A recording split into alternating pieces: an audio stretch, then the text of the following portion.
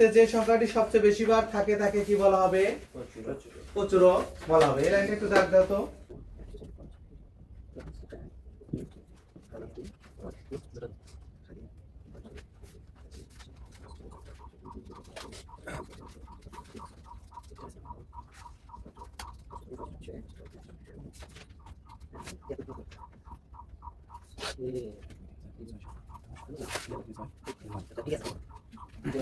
প্রচুরক কাকে বলে?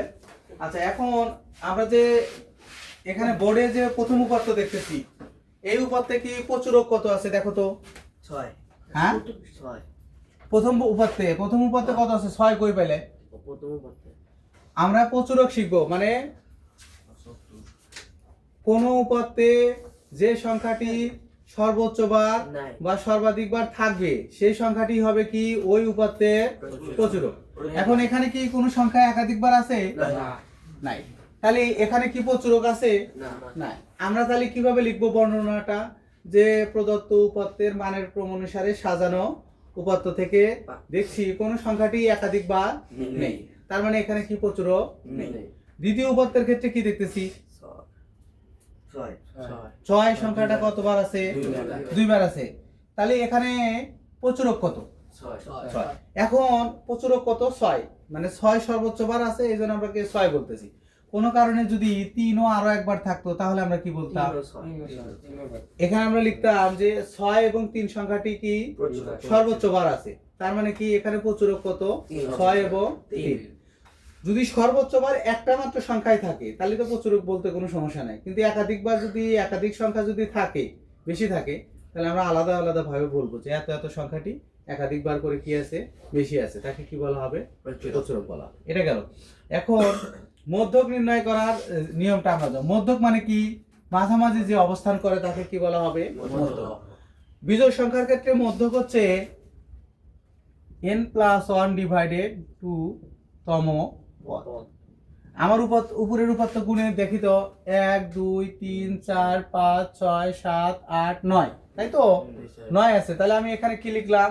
যে 9 + 1 ভাগ কত? 2, তাহলে কত হয়? 5 তম পদ। এখন আমি মানের ক্রম অনুসারে সাজাবো। কি করব? মানের ক্রম অনুসারে সাজাবো। দেখো মানের ক্রম অনুসারে সাজানো আছে। আচ্ছা, এখন আমি কয়তম পদ বলছে? 5তম পদ। দেখো 1 2 3 4 5, তাহলে এই 5তম পদটা হচ্ছে কি? মধ্যক। এখন এদিকে দেখো তো কয়টা পদ আছে? 4টা। এদিকে কয়টা আছে? মধ্যক মানে কি? মাঝে থাক। এটা কার ক্ষেত্রে গেল? বিজোড়। বিজোড়ের ক্ষেত্রে মধ্যক নির্ণয় করাটা কি? যে বিজোড় n+1, মানে যে কয়টা পদ আছে তার সাথে 1 যোগ করব, তাকে ভাগ দিব কত দ্বারা? 2 দ্বারা। যেটা মানটা আসবে সেটা হচ্ছে তম পদ। 5তম পদ আছে, তার মানে আমি ওই উপাত্তগুলো মানের ক্রম অনুসারে সাজিয়ে সেখান থেকে কি করব? 5তম পদ নির্ণয় করব।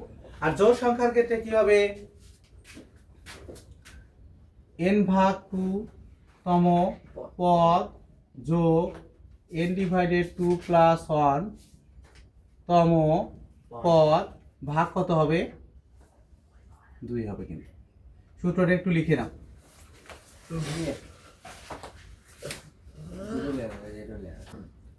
আমার এই পরেরটাতে আমি একটু উপাত্তগুলো মানের ক্রম অনুসারে প্রথমে সাজায় লিখছি, লেখার পরে দেখতেছি কয়টা আছে? 12টা। তাহলে কি সংখ্যা? জোড় সংখ্যা। তাহলে প্রথমে আমাকে কত কত বের করতে হবে? 12 কে 12 ভাগ কত? 2 তম পদ। তোমার সমান কত হয়? 6তম পদ, তাই তো? তারপরে 12 ভাগ 2 + 1 তম পদ সমান কত হবে? 7তম পদ, তাই না?